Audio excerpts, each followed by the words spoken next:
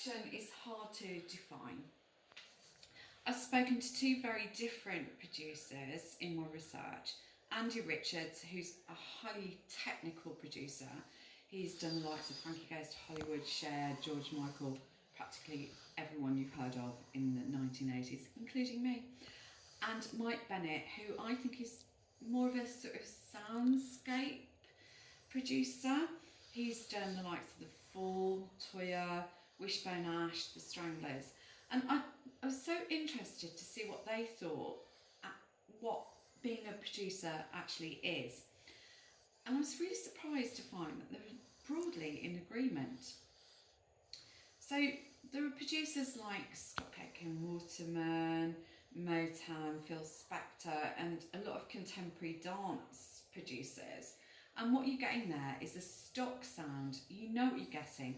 And they're kind of formulaic and almost artists in their own right. They're a musical-driven endeavour of their own making. Or there are producers who work with artists, either by artists requesting them or for commercially driven reasons. So broadly, producers are driven by three elements: the commercial, the artistic, and the technical.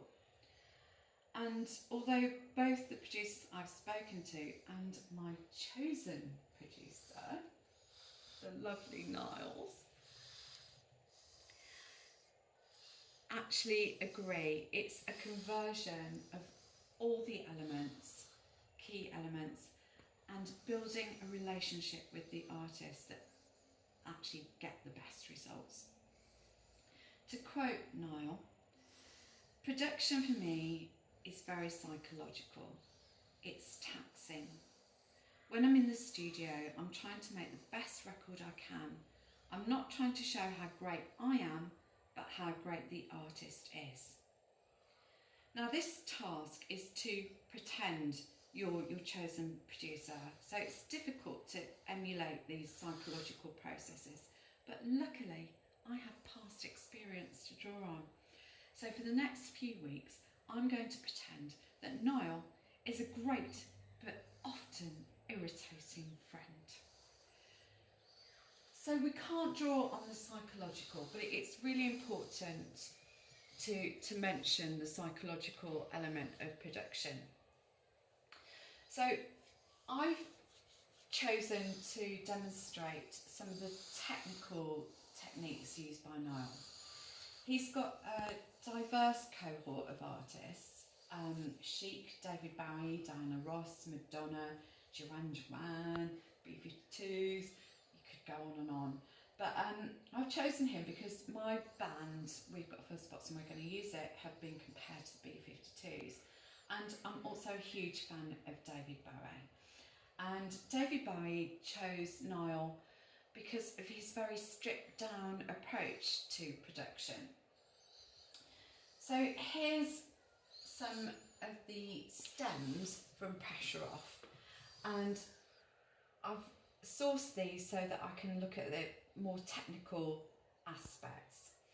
What's really notable about this track is how clean most of the elements are. Niall is known for concentrating on solidifying the bass and drums, and you'll hear, hopefully, in this track that they're very stripped back, very clean. The drums sound really, really clean. If there is a reverb, and I've listened to this quite intently, it's obviously gated. It's also worth noting that Niall is known for his chucking, and in the guitar there are three key elements: one high, one low, and then it's overlaid with single notes. He uses a Fender twin amplifier and a Fender Strat. So let's have a listen to the track. Guitar, chucking, very clean. Bass.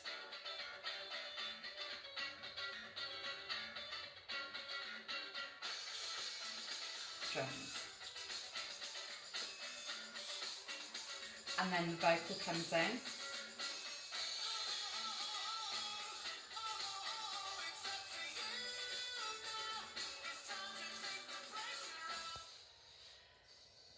So, talking about Niall and his production techniques, here's the pressure off bass. And you can hear the percussive nature of it, which he doesn't cut out, and it's actually used as an extra percussive element in the track. And now we get to the genius. So everything's really, really clean, really under processed. So how does he get the ambience? Here's how.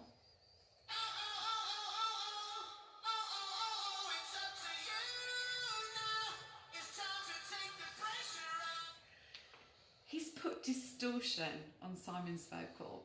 It's distorted, and obviously because of time constraints with this presentation, I could have contrasted it with the backing vocals, which are mega clean.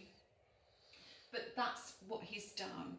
He's got the ambient quality into the vocal by distorting it. Absolute genius. So, although it's a very simple production technique, I'm going to have my work cut out, but I think it will really work well with my own material. Thank you. How long was that?